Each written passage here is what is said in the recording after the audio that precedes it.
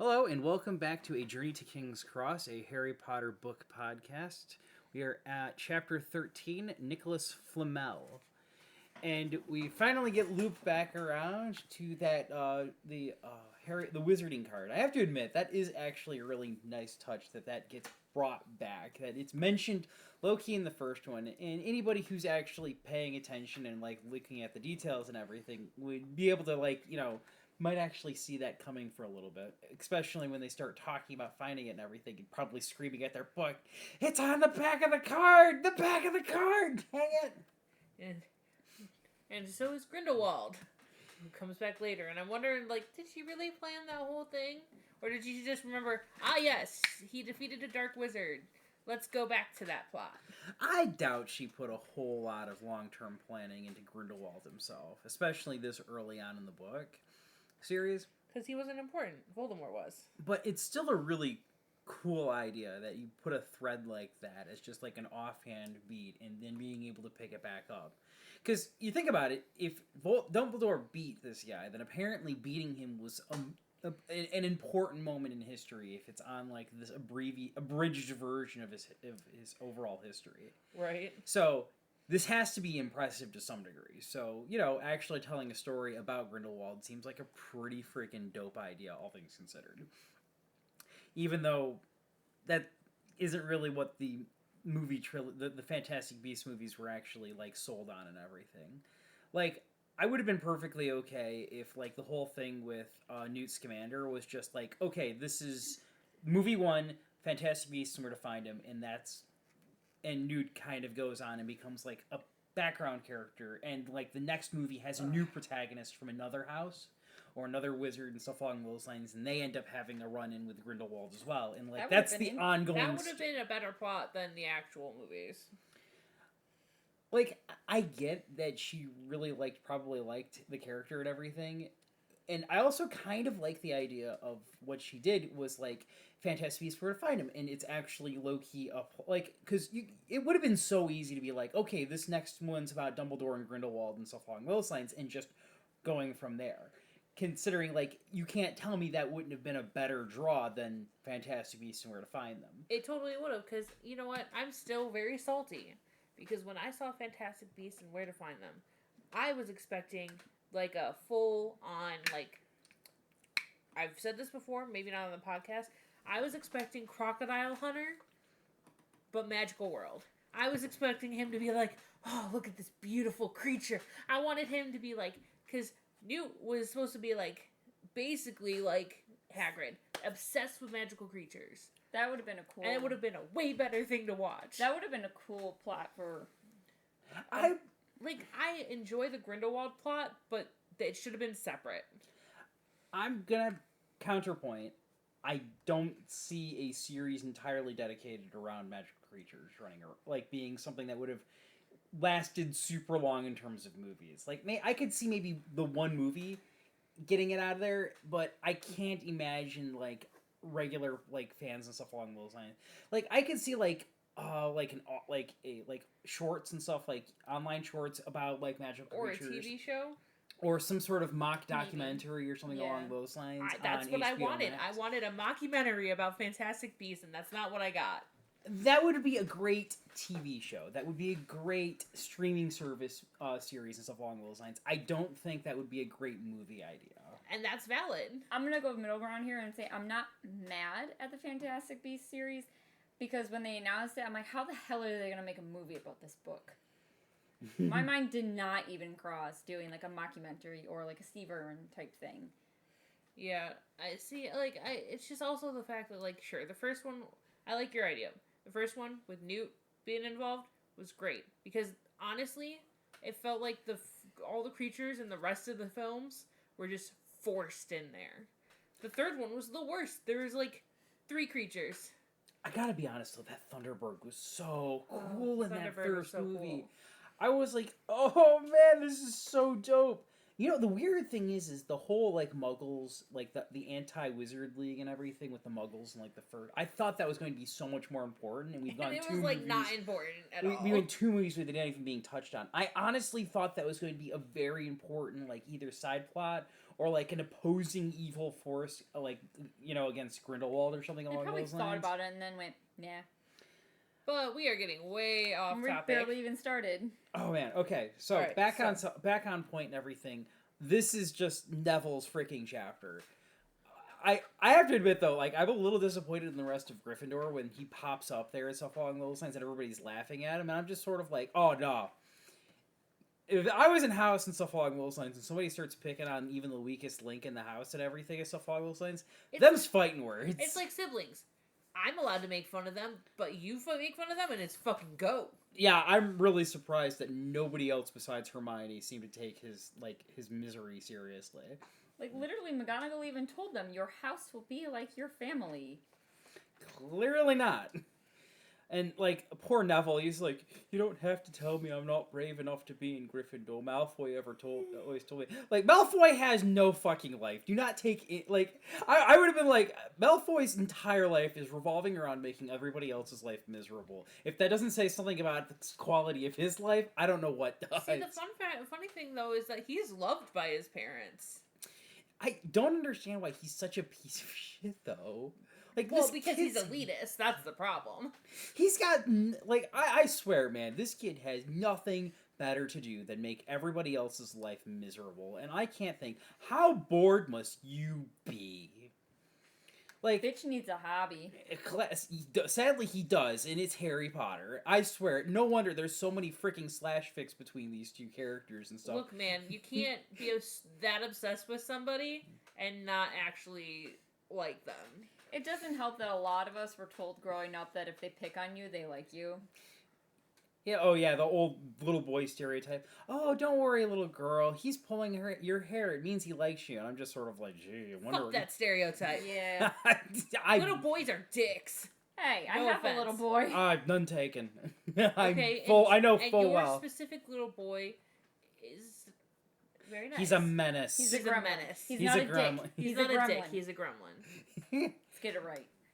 But still, like, I have to be perfectly honest with you. Like Ron is such a bro, and I have to admit, he's just sort of like, Ron, Harry, and Hermione just talking this guy up and everything. And he goes, like, I know he doesn't win, but the fact that he's, like, taking on Crabbe and Coyle by him freaking self, I'm just sort of like, yeah, Nev, like, Ron, like, focusing on the match, he's like, tell him, Nev, and I'm like, hell yeah, man, you tell him, Ron. It's interesting, like, so Ron is really just, like, the bro about, like, he's like, you just gotta stand up for yourself, bro, like, which isn't encouraging to Neville, because he's like, I already don't feel brave enough, but Harry's the one who's, like, really, like, you're worth 12 of Malfoy. He's the one who's, like, got that encouraging, like, praising Neville, not just saying what he needs to do, like, go kick his ass, like, that didn't help Neville. Ron and Harry are just gassing Neville up and everything. But then turn around and see how brave he got. He literally pounced in. Right. As he the went old to help Ron, and, like, he even told Malfoy, he's like, I'm worth 12 of you. That just goes to show how inspiring Harry is. Like, he's like, no, you're worth 12 of him. Like, go get, like, you got this. Don't knock. And Neville's literally like, yeah, I'm worth 12 of you, Malfoy. I mean, he's not wrong. I'd rather have 12 Nevilles than one Malfoy. That's fair. Oh, man. Like, shoot. What like, the whole thing with, like, Hermione losing at Wizard's Chess and stuff along those lines. I love how that's kind of pointed out, but I love how both Ron and Harry are just sort of like, Hermione needs to take an L, or else she's going to be unbearable to deal with. And she would be. She's already difficult. She's already running roughshod over both of these kids, like it's nobody's business as it is. At that point, you just call her fucking Mary Poppins. Look, man. If all these kids have some kind of neurodivergence, like, let's be real, one of them has ADHD. Hermione's the mom friend who has to keep this shit together. She's the only thing keeping this ship from sinking. God, I'm the mom friend. No wonder I liked Hermione so much. I was always the mom friend, too. And then I don't have friends, so I don't have to be the mom friend anymore. No, I get to be the mom friend for you. Aw.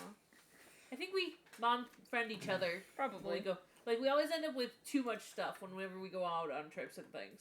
That's okay. Better to be over-prepared than under-prepared. My hypoglycemic ass needs 10 extra snacks because I never know how hungry I'm gonna fucking be. And I always have battery packs and extra water and drugs. Like ibuprofen.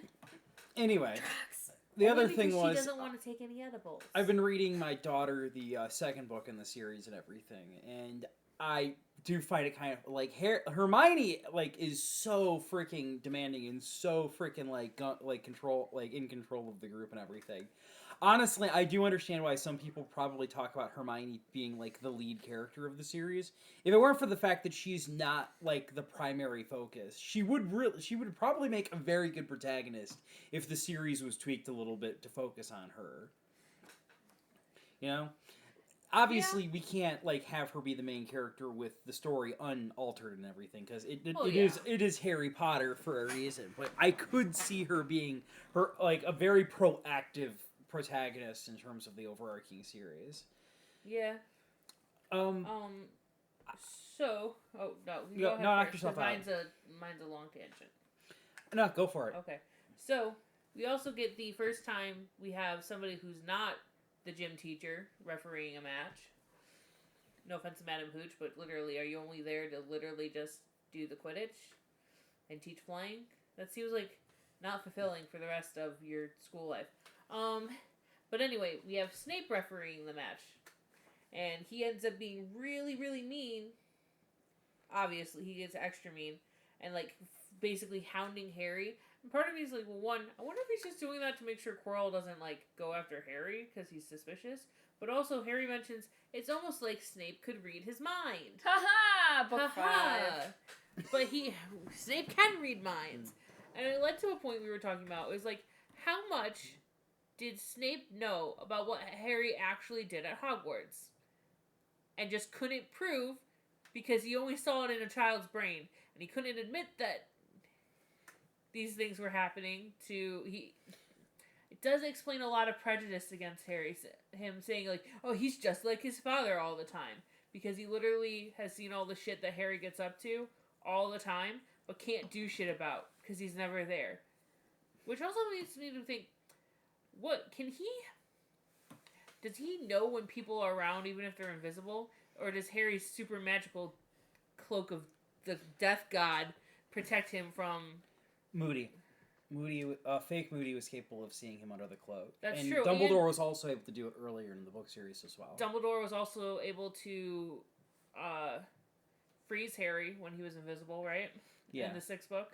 Yeah, to be honest, there's a lot of proof that goes to say that the lore behind the Deathly Hallows is basically just lore, and that they were actually created by just really damn good wizards. That's fair. And also the fact that, like, I think it was...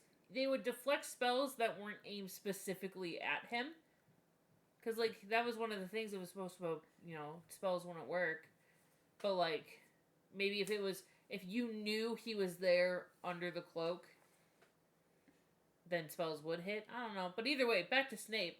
Reading minds of a student. Which that would explain, because every time... That would explain so much. It does. Every time I've watched the movies, because just the actor's delivery sits in my mind better. R.I.P. Alan Rickman. Yeah. So, like, the scene where Snape is telling Harry about the Veritaserum in book 4, and he's trying to tell him, if I catch you sneaking anything else out of my stores for your little polyjuice potion, like, how does Snape find... I always thought, how do you know about that from book 2? He's reading his mind. It's gotta be. That makes sense. Because, like, he understands what the ingredients are for, but, like, why would he automatically assume it's Harry? But here's the wild thing. If he's capable of reading minds, he would know Harry had nothing to do with it. And that Harry, in that moment, would be like... time. He'd be like, wait, I haven't been making anything this year. In fact, I've been really well behaved this year. What Selective mind reading?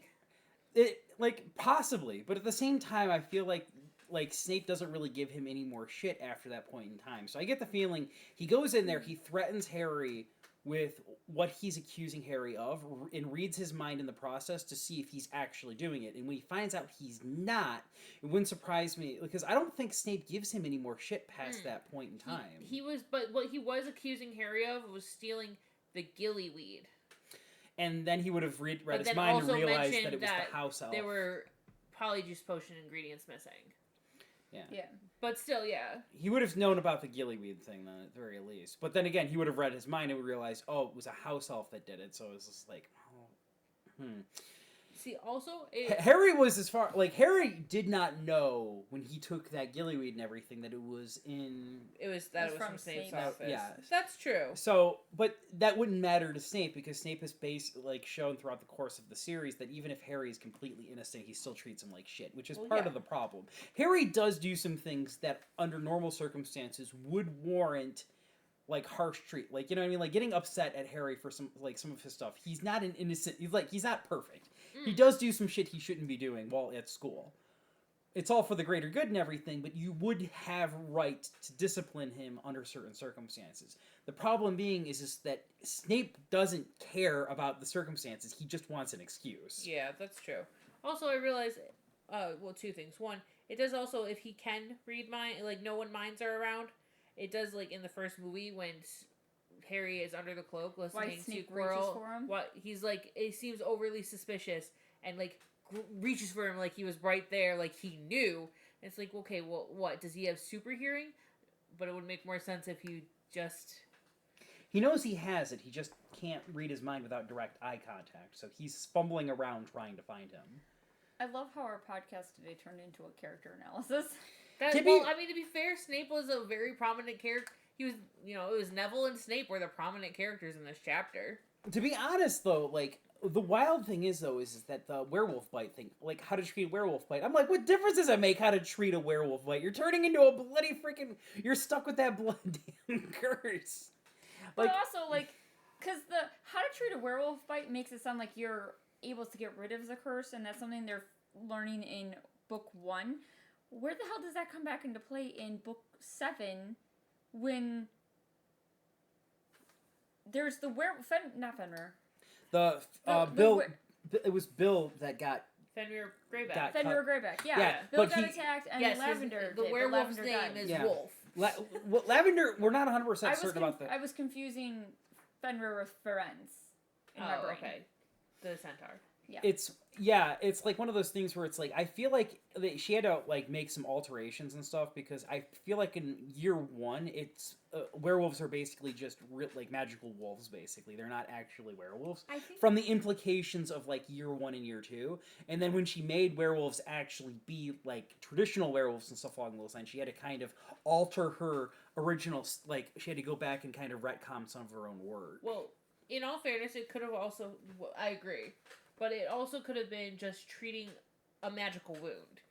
Because as they proved in book 5, magical wounds don't get treated the same way that regular wounds would get treated. Yeah. Magical bacteria. Also, I feel like I read somewhere that there are 2 different types of werewolves. So that's where Mercy. That's the retcon. Because okay. Apparently, according to there are werewolves in the Forbidden Forest. There are magical enchanted wolves. No, they're wolves from. Okay, so when 2 people turn into werewolves and have, they have a pup. They have yes, they have very. Wolfmen. They have very, very smart werewolf puppies, which is how Hagrid gets to have the comment of having werewolf puppies under his bed, and how werewolf rumors ended up around Hogwarts for inside of the forest. Wait. That's the retcon that I was referring to. Here's my question: how does that pregnancy work? Quickly. What? A fucking 6-hour pregnancy? Something like that. I feel like you're making shit up. I'm not. Or you feel stuck free to look as that one form for an extended period of time, and so you which does lead to the whole Animagus question: do you bone as an animal? Because they mentioned at some point that the animal instinct's kind of really strong. What happens? You're sure? You sure you want to pull on this thread? I'm going to pull on a slightly different thread. Magical rules. I'm going back to the 2 werewolves with the werepuppies. Do you have a 2-month pregnancy like a wolf? Or a 9-month pregnancy like a human? Good question. Well, but that still leads to the fact that either way, you're going to be a human. If you're not stuck in a wolf form, you are then a human with wolf puppies inside of you who would fucking Bella Swan you and rip out of your stomach at some point because they would develop claws or teeth inside of your womb. You're saying that as if, like, one, wizards are, like, already known to be much more durable than normal humans, and two, that wolves do have puppies themselves, and their insides aren't exactly that much more durable They than a don't really regular. Nails when Fair. they're born, and they don't have teeth. They're born about as fair. helpless as a human baby. Okay, fine. But still, we have the logistics of a wolf litter inside of a human person. And I'm pretty sure that the womb is not shaped the same way. They're not. Or not meant to accommodate. I have so many questions now. Counter argument. Magic. Counter argue it, magic has rules. How do you feed that Magic. many? Magic the How do rule. you feed that many? If you're a wolf, you have all the teats. But as a human, you only have 2. Well, it depends on how many. Can you give them formula? Depends on how many kids a werewolf can have. Raising werewolf cubs. I really Puppy milk replacement. I really can't put this genie back in the bottle, folks. We're No, gonna you be here a can't. while. I make an offhand comment about treating werewolf wounds, and now we're into the Look, logistics man, then we of how get this into the whole thing weird would work. shit in the fucking movie where it's like a werewolf mating call. And then it just... Oh my god, that's right. Yeah! Was that? Was Yes, that? Oh that shit! was I correct. Werewolves completely- are only attracted to the call of their own kind. Conundrums, isn't it? So how much Oh do we my like God. Lupin again? Lupin was out of his mind, okay? Fair enough. Fair enough. That time.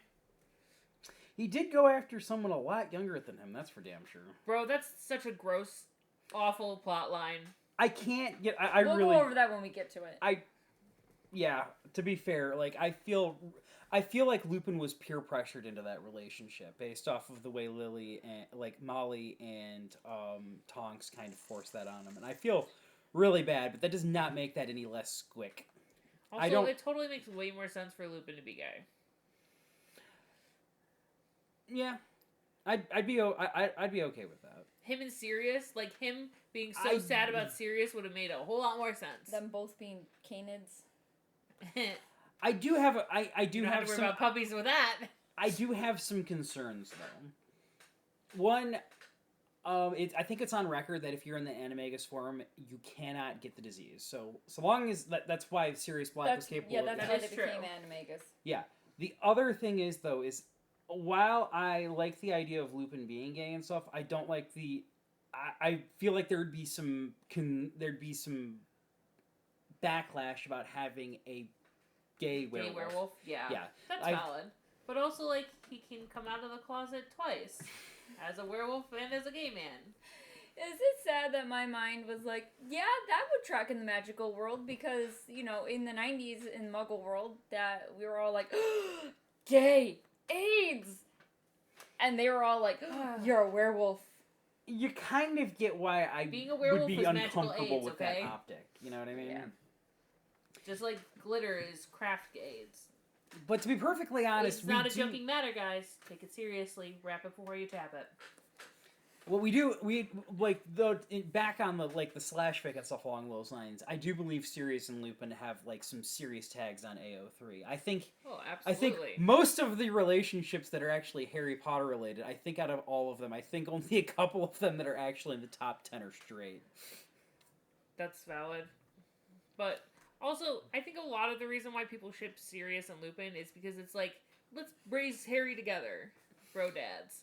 But They also, already act like husband and wife, considering their How much personalities. they bicker. Also, Yeah. on a side Can note, I explain to him, please? I don't have an issue necessarily with people of different ages getting together when they're adults. However, because like obviously there are some people who that have like 13-year differences. Oh hell no! I will judge the hell out of you. But there is a limit.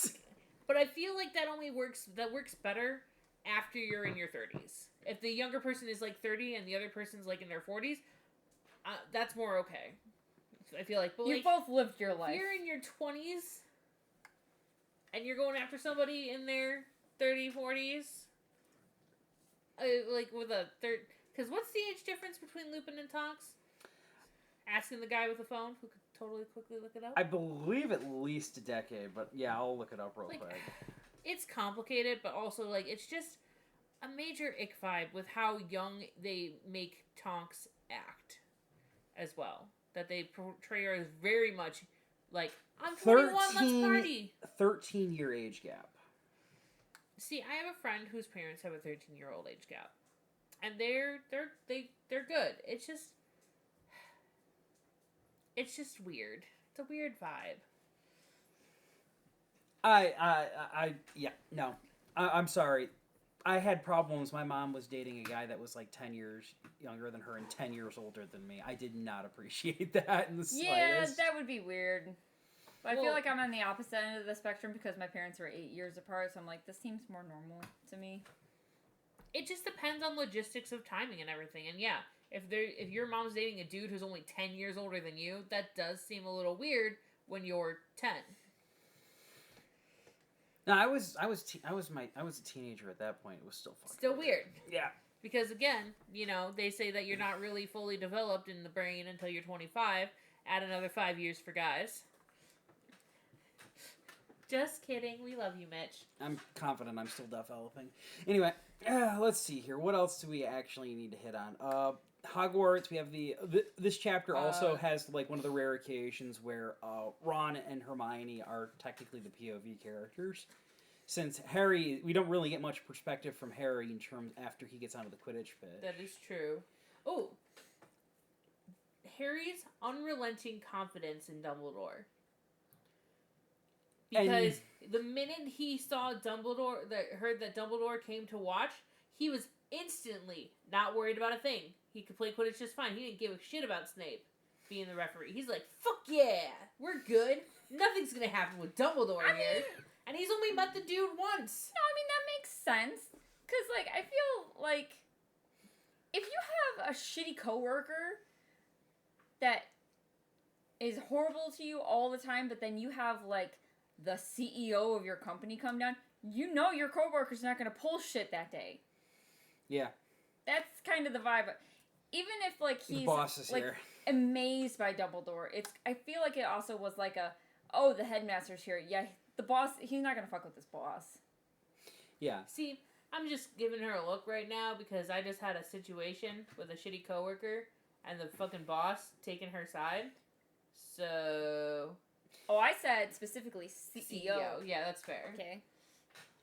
To be perfectly honest, though, like, if the guy who was, like, big bad stuff is terrified of this guy already and stuff, anybody who's not that guy is not going to be putting up too much of a fight when it comes, like, That's fair. And to be even more fair, he almost got, like, dropped off his broom last time and everything, so it's kind of like, alright, look, hey, I could not be any safer, so worrying about it at this point is pointless, you know what I mean?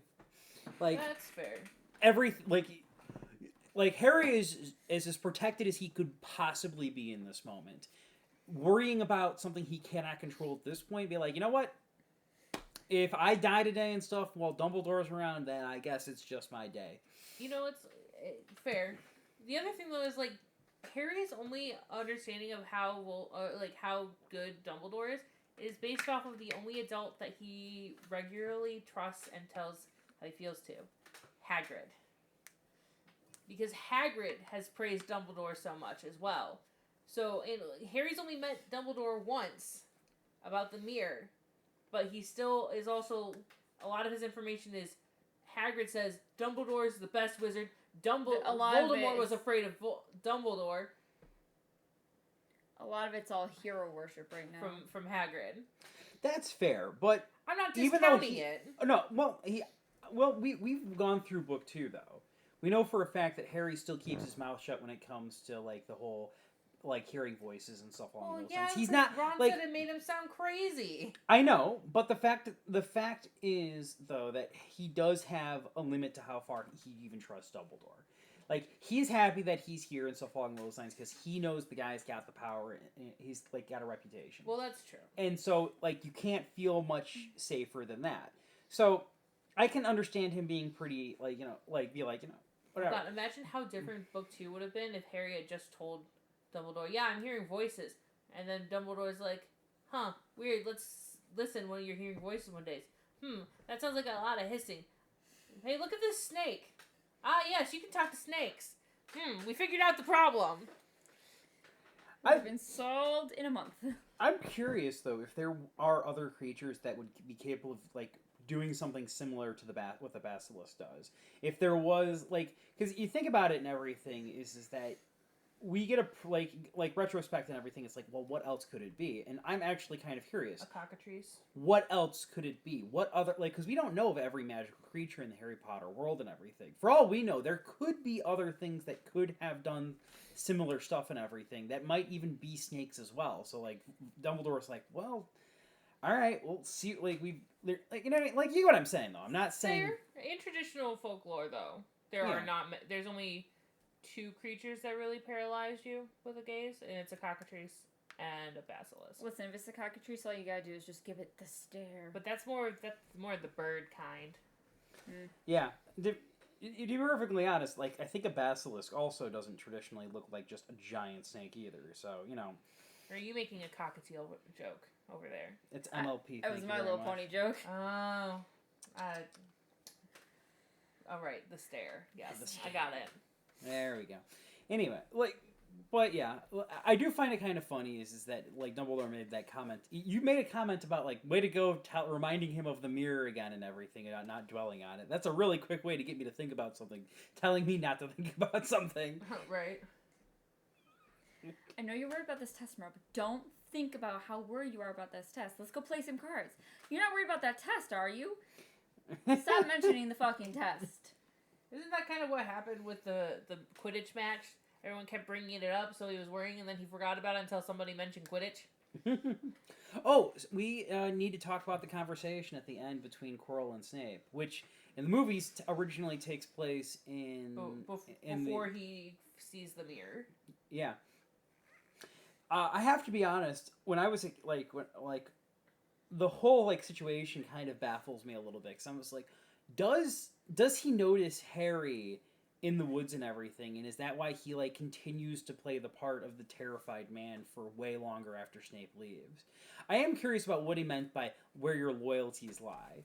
Like, is Snape pretending to be an evil like person still, and like having his own faction inside of the school under like Dumbledore's nose? Yeah, I really. Or is he like making a comment about like his loyalty to Dumbledore and like whose side between Voldemort and Dumbledore he is, or like some or his own interests? And here's the thing, he can read minds. Does he know that Voldemort is attached to Quirrell? I'd like to think that Quirrell would be smart enough. Like, if you think about it, he stutters a lot, and when people stutter, they don't keep eye contact very well. Yeah. And Snape's not going to be able to like Snape He's not couldn't be able to do it with the eye contact, but also like yeah, it has. I thought you could do it without the eye contact. No, it has to be eye contact. I don't feel like he would know that Voldemort was there for whatever reason that they hide it, because we find out later that he's a Death Eater, and I feel like Voldemort would have told Quirrell that he was one of my own.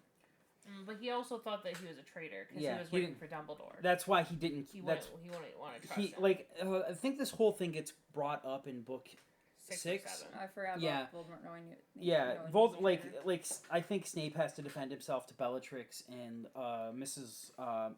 Malfoy, I believe. Narcissa. So weird. Narcissa. Mrs. Malfoy. What? Narcissa. I couldn't remember her name. Okay. Well, it still is Mrs. Malfoy, but it sounds weird. I know it does. But yeah, no, he does, because he mentions that like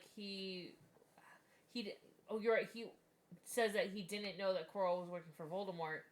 He just was like, he had to keep his cover under. He just seemed like an unworthy wizard trying to take something that didn't belong to him. Yeah.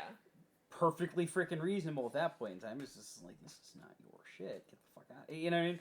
But like this, it's a decent enough excuse. Yeah. And but this conversation in the chapter, it really does. When you go back and having known it all, you really start to wonder what is Snape's point here? Because like afterwards, after reading it, you're like, okay, Snape wasn't trying to steal the stone; he was trying to protect the stone.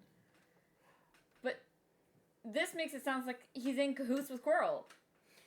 It really does. And when I first watched the movie and everything, I honestly thought they were in cahoots. And I even thought Filch was in on it until I did too. Later watches where I realized the two separated and that Filch didn't realize wasn't part of any of it. I honestly thought it was a triad. I thought all 3 of these guys were trying to steal this damn stone. Fair. I'm just reading some of this. It's just like I understand why Harry thinks that it sounds. Harry's an innocent kid. He's gonna want to think as many people are innocent as possible. Why he's like, oh, Snape is bullying him. And to be fair, Snape is one hell of a bully, so this Right. wouldn't really this all tracks with what we've seen. So in about Quirrell standing still as almost as if he was petrified, I think that the explanation for that is Voldemort is talking to him. You think they're having a full on conversation basically, where it's like, all right, Like, you fucking little twat waffle coward! Don't let him boss you around like that. You or the opposite. Keep your freaking character. Don't draw any more suspicions to yourself. I don't know if I can trust. I don't know if I can trust Snape not to turn us freaking in at the first opportunity with how weak I am. Because you got to be honest. Like, out of all of the Death Eaters and stuff, they're loyal out of multiple. Each of them have different reasons for being loyal. Snape does not strike me as the type of person that would remain loyal to a person weaker than him. Oh, absolutely not. Like, especially with the way he portrays himself. Unless he could manipulate that person. In which case, you're still technically not loyal. Yeah, you're loyal to yourself. I could honestly see, like, if Snape wasn't a good guy at the end of the day and everything, I could easily see him being the type of Starscream in a sense, where it's like, oh yeah, as soon as he gets the freaking opportunity and stuff along those lines, he's stabbing Voldemort in the back and he's inheriting the whole thing. I could easily see him with that level of ambition. That's fair. So I think, like, the whole point of this conversation was mostly, I felt Snape was trying to figure out how much Quirrell, how far he had gotten, basically. Yes. Because he's like, have you figured out how to get past the Beast of Hagrid's? But also trying to make it look like Snape was also being a villain. Like, trying to be on his side, trying to get him, but, like, also, like, being like, I need to know how much he knows, so I without can be revealing how much I know. Playing double agent. Yeah. The whole time. That sounds just like Snape. It does really strike me as, like, the whole situation where, like, he's trying to play every different angle and he's approaching this multiple different ways. You know, like, on the one, like a slimy get. he does himself no favors. I think Quirrell even mentions that and stuff. It's just like, oh yeah, Snape does seem the type, doesn't he? It's just like Snape does no favors when it comes to being, like, innocent in any situation. Basically, it is so wild in that sense. Like as a person, everything. He's like, the kind of person who keeps his hands in his pockets when the cops are around. Even when the cops are like, empty your pockets, he's like, what are you talking about? What? Fuck you. To be honest, though, he does make a really good red herring throughout the course of this series. Much better than I think the presumed red herring is in book, like the red herrings in book 2 are. I feel like there's multiple red herrings in book 2, and some of them are better than others. I mean, it's Hagrid, Snape, and Malfoy. I don't think Snape's ever thought of being the actual. No, I don't think. Yeah, well, no. You're right. It's Malfoy's the big one, where he's the first red herring, but Hagrid. I believe Percy is also intended to be a red herring. Because they talk about him being so suspicious and yeah, he's downstairs in like the the dungeon and stuff and everything, hiding out with his girlfriend. And if you actually do read through that and everything, you run into Penelope Clearwater when they're grabbing Goyle. Because they ask her where the Slytherin common room is, and she's like, and they realize, oh shit, that's a Ravenclaw. Whoops, wrong person. Then they run into Percy. Yes. Oh my god, the clues were there the whole time. Yeah. Wrong book though. We need to go back to. But you get the idea though, is that like Snape is such a good red herring that everybody else is kind of a downgrade. It's kind of why everybody's sick and tired of Harry being like, it's Snape. Like, come on, God, it's never Snape. It's like House. It's never Lupus. I don't think he ever accuses Snape of being the major villain. He never likes Snape, but he does call. Malfoy is in year 2, where everyone believes it's him. He makes in book 6. Swear, you'll be next, Mudbloods. He owns up to it, so yeah, he's like, I totally would be. but I'm not. But yeah, year 6 when it actually is him, and Harry's like, it is him. Nobody freaking believes him. I have to admit, if I was Harry, I'd be riding that freaking high horse all the way. I'd be like, I told you bitch. so. I still like the theory that Draco was actually a werewolf and never actually got the dark mark on him. I like that theory. I don't like that theory. We're getting way off course.